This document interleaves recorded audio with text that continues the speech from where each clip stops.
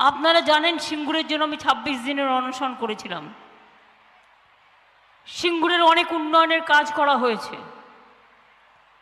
৪৩৪ acre জমিতে নিয়মিত চাষ হচ্ছে এবং টিউবওয়েল পর্যন্ত পোতা হয়েছে। সেখানে ওখানে একটা অ্যাগ্রো ইন্ডাস্ট্রি তৈরি হচ্ছে। নিচু জমিগুলোকে মাটি দিয়ে ভর্তি করে সমান করা, জমি থেকে বৃষ্টির জল নিষ্কাশনের জন্য নিকাশি নালা, টিউবওয়েল থেকে শুরু করে ইন্ডাস্ট্রিয়াল পার্ক তৈরি হচ্ছে।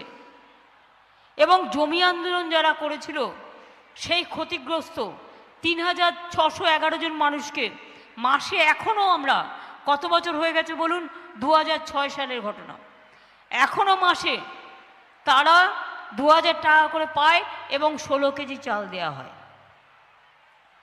সিঙ্গুরে নতুন সরকারি কলেজ হয়েছে, হাসপাতাল হয়েছে, ন্যায্য মূল্যের ওষুধের দোকান হয়েছে, ট্রমা কেয়ার সেন্টার হয়েছে, হুগলি পুলিশি জেলার হেডকোয়ার্টার হয়েছে, রাস্তা এবং ব্যবস্থার খুবই উন্নতি হয়েছে। এই জেলা রাজা রামমোহন রায়ের নাম শুনেছেন, যিনি সতীদাহ প্রথা রদ করেছিলেন, বন্ধ করেছিলেন। আগে ছোট ছোট মেয়েদের সাথে অনেক বয়স্কদের বিয়ে দিয়ে দেওয়া হতো। যখন বিয়ে দেওয়া হতো, তার বর মরে গেলে মেয়েটাকেও স্বামীর সাথে জ্বালিয়ে দিত। সেইটা রাজা রামমোহন রায় প্রথম এটাকে প্রতিরোধ করেছিলেন এবং বাংলায় এই বিলটা প্রথম পাশ করেছিল।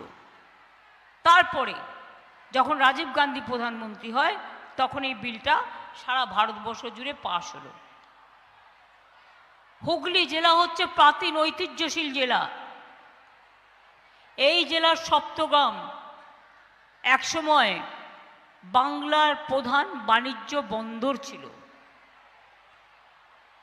শ্রীরাম পরমকৃষ্ণ পরমহংসদেব, রাজা রামমোহন রায়, কেশবচন্দ্র নাগ অবশ্য আমি ছোটবেলায় দেখেছি, আমাদের পাড়ায় থাকতেন।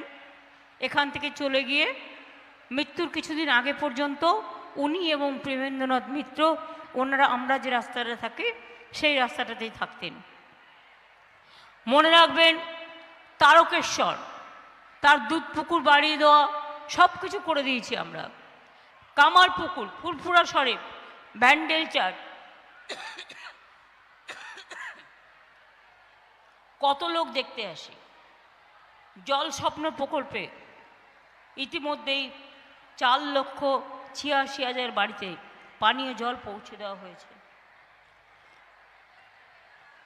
এছাড়াও প্রায় ৭৮০ কোটি টাকা ব্যয়ে বলাগড় এবং পান্ডুয়া ব্লকে হুগলি নদীর জল পরিশোধন করে আর্সেনিক মুক্ত জল করা হচ্ছে। আরামবাগে প্রফুল্লচন্দ্র সেন মেডিকেল কলেজ তৈরি হয়েছে। শ্রীরামপুরে সুপার স্পেশালিটি হসপিটাল হয়েছে। আরামবাগ মহকুমা হাসপাতাল হয়েছে। চন্দননগর মহকুমা হাসপাতাল হয়েছে। ইমামবাড়া সদর হাসপাতাল হয়েছে। 11টা কিষাণ মান্ডি